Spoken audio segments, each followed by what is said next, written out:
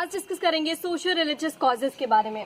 ठीक है, तो सोशियो रिलीजियस, अब इसका एक तरीके से मीनिंग जानते हैं। सोशियो मतलब क्या होता है? सोशियो एक्चुअली सोशल वर्ड से आया है, जिसका मतलब होता है सोसाइटी या फिर लोगों से रिलेटेड। ठीक है, और रिलीजियस मतलब तो हम जानते ही हैं, रिलीजन रिलेटिंग, मतलब कि धर्म से जो भी चीजें रिलेट करी वो रिलीजियस के अंदर आ जाएंगी। तो मतलब ऐसी कौन सी सोसाइटी रिलेटेड या फिर रिलीजियस रिलेटेड कॉजेज थी जिसने इंडियंस को रियलाइज करवाया कि उन्हें अपराइजिंग में पार्ट लेना चाहिए। So let's start with the first point, that is interference with social customs.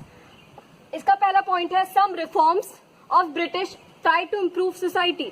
मतलब जब ब्रिटिश आए इंडिया में तो उन्हें यहाँ के जो बैकवर्ड सोसाइटी थी उसे देख के लगा कि शायद कुछ चेंजेस उन्हें सोसाइटी में लानी चाहिए, और एक्चुअली में उनका एम क्या था, ताकि वो जो मतलब जो भी चीजें उसे इम्प्रूव कर सके। लेकिन did not appeal to common people. उनकी जितनी भी चेंजेस थी या उनका जो एम था कि हम इन सब चीजों को इम्प्रूव करेंगे, हम आगे लर्न करेंगे, तो वो सब एक्चुअली में कॉमन पीपल को अपील नहीं किया, क्योंकि ऑलरेडी उनकी कुछ प्रथाएं चल रही थी या उनका अपना सोच था, उसमें अगर कोई इंटरफेयर करेगा तो ऑफकोर्स किसी को नहीं पसंद आएगा। Now let's see the examples जो ये चीजें प्रूव कर देंगी।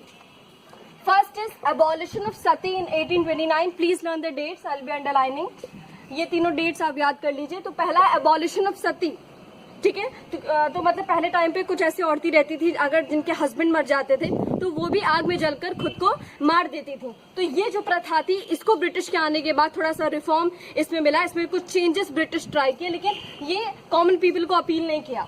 Second is widow remarriage act, that was in 1856।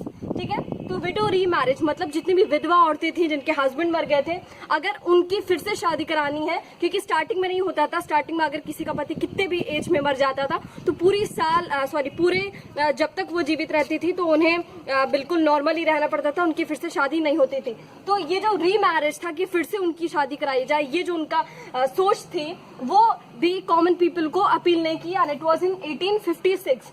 अब थर्ड पॉइंट है वेस्टर्न एजुकेशन टू गर्ल्स। यहाँ पे होना चाहिए टू गर्ल्स, सॉरी यहाँ गर्ल्स। तो वेस्टर्न एजुकेशन मतलब कि स्टार्टिंग में क्या रहता था, गर्ल्स को उतना एजुकेशन के टुवर्ड्स पुश नहीं किया जाता था, और उन्हें लगता था कि शायद इन्हें मतलब इनके तो जन्म जो है शादी ब्याह के लिए हुआ है, इनका कोई भी हक नहीं पड़ता है कि वह एजुकेशन में पार्ट ले सके। तो वेस्टर्न एजुकेशन मतलब इंग्लिश में पढ़ाई या एक मॉडर्न सोसाइटी की जो पढ़ाई होती थी, that was not welcomed by people, so not welcomed by masses. Masses मतलब कुछ लोग अगर चाह भी रहे थे तो एक जो मास अपराइजिंग चाहिए थी वो नहीं हो रही थी। तो इतना ढेर सारी इंटरफेरेंस की भाई हमारी जो प्रथा चल रही थी सती की या विडो रीमैरिज की हम नहीं कर रहे थे, वेस्टर्न एजुकेशन को हम नहीं अपील कर रहे थे। तो ब्रिटिश के आने के बाद, उनकी सुप्रीम पावर में होने के बाद जब वो सब इंटरफेयर कर रहे थे तो वो कॉमन पीपल को अपील नहीं कर रहा था, जिसकी वजह से लोगों ने अपराइजिंग में पार्ट लेना शुरू किया। अब सेकेंड इंपॉर्टेंट पॉइंट या कॉज है करप्शन एंड एडमिनिस्ट्रेशन। मतलब जो एडमिनिस्ट्रेशन था, जो व्यवस्था चल रही थी ब्रिटिश की, वो बिल्कुल बेकार थी, करप्ट थी। कैसे? Police officials were corrupt, police and officials were corrupt. मतलब जितने भी पुलिस थे ब्रिटिश के या जितने भी ऑफिशियल्स थे, हाई ऑफिशियल्स थे, वो बहुत ही करप्ट थे। उनको कुछ मतलब था तो वो था बस लूटने का इंडिया को।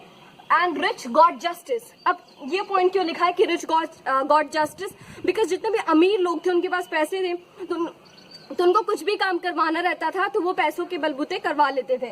तो जितने भी रिच पीपल थे उन्हें जस्टिस मिल जाती थी। But what about the common people या common man? Looted, oppressed and tortured. उन्हें लूट किया जाता था। क्यों? क्योंकि उन्हें एक तरीके से धमकी दी जाती थी, अगर उन्हें कोई भी केस जिताना है या अगर वो कोई भी चीज में पार्टिसिपेट करना चाहते हैं तो उन्हें बोला जाता था कि आप इतने पैसे लाइए वरना फिर आपको नहीं किया जाएगा। तो क्या एक तरीके से लूटिंग ही है।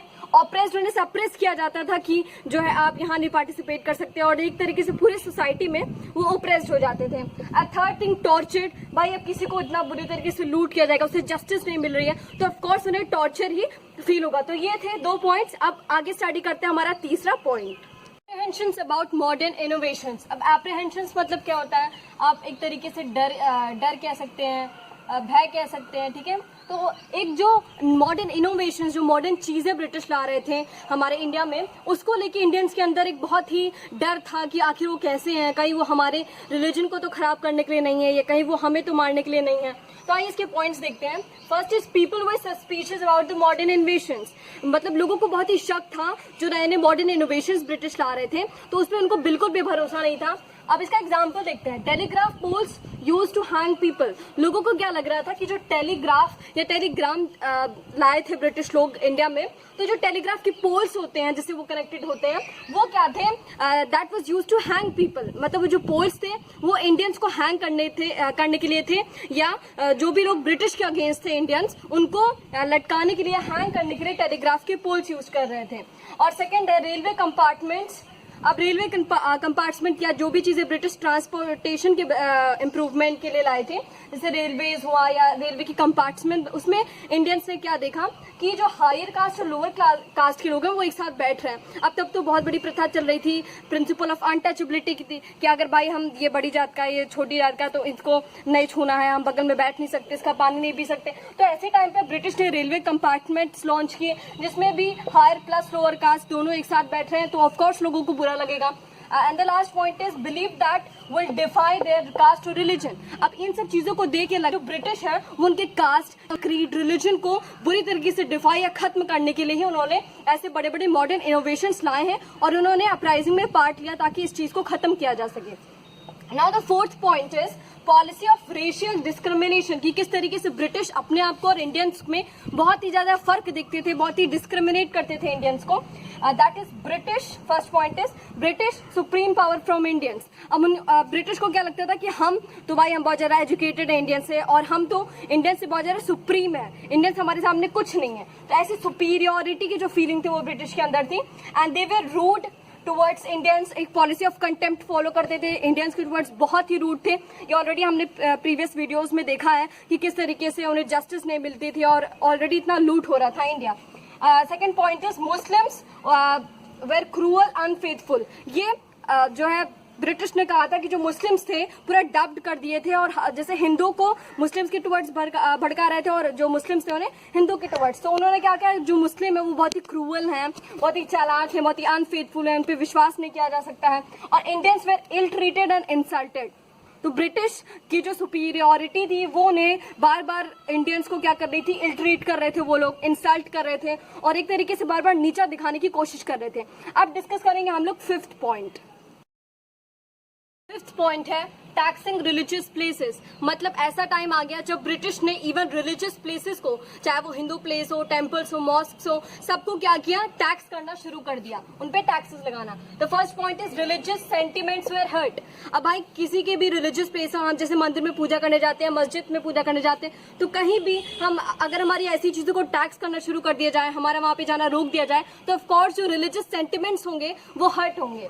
अब जैसे टेम्पल से, मॉस्क से या मस्जिद जिसे कहते हैं, वो सब क्या हुआ, टैक्स होने शुरू हो गए, जिससे पीपल के जो सेंटिमेंट्स थे रिलीजियस वो हर्ट होने लगे।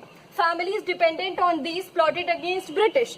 अब कुछ फैमिलीज थी जैसे जो इतना बड़ा मंदिर बनवाती थी या मस्जिद बनवाती थी, और उससे जो भी पैसा मिलता था, वहां जितने भी लोग आते थे थोड़े बहुत, उससे उनका गुजारा चलता था। अब ब्रिटिश के आने के बाद जब जितना भी टैक्सेशन था वो उनके खाते में जा रहा था, तब ऑफकोर्स जो लोग इस पे डिपेंडेंट थे वो उनके अगेंस्ट हो गए, और फाइनली उन्होंने अपराइजिंग में पार्ट लिया ताकि ब्रिटिश के खिलाफ कुछ किया जा सके और ये सब जो चीजें हो रही हैं उसे रोका जा सके।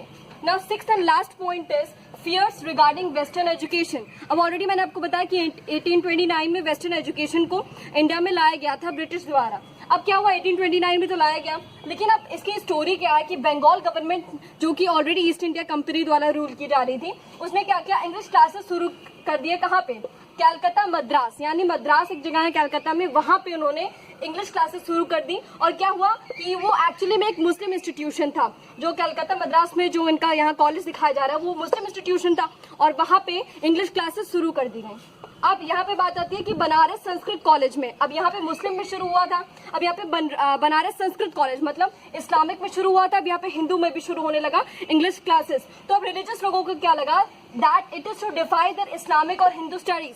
मतलब ऑलरेडी जो मौलाना थे या यहाँ के पंडित्स वगैरह थे, वो लोग जो भी अपने बच्चों को पहले पढ़ा रहे थे, और अब कहाँ उन्होंने जो है ये सब चीजें पढ़ रहे हैं, जैसे इंग्लिश रिलेटेड चीजें, लिटरेचर पढ़ रहे हैं, तो लोगों को लगा कि शायद ये लोग हम क्या कर रहे हैं, हमें नीचा दिखाने के लिए, या हमारी जो इस्लामिक या हिंदू स्टडीज हैं उसे डिफाई करने के लिए ये सब चीजें हो रही हैं। एक और बिलीव क्या था, thought that they will convert into Christian. अब लोगों को क्या लग रहा था कि इंग्लिश पढ़ने से या लिटरेचर पढ़ने से या ये जो मॉडर्न वेस्टर्न एजुकेशन है उससे क्या होगा, जो हमारे बच्चे रहेंगे वो क्या होंगे, क्रिश्चियन में कन्वर्ट हो जाएंगे और फिर हमारा जो रिलीजन है वो एक तरीके से नीचा गिर जाएगा और हम कुछ नहीं कर पाएंगे। इसलिए लोगों ने मास अपराइजिंग में इसके खिलाफ जो है प्लॉट किया और फाइनली ब्रिटिश के खिलाफ इतने ढेर सारे लोग आ गए सोशियो रिलीजियस कॉजेज की वजह से।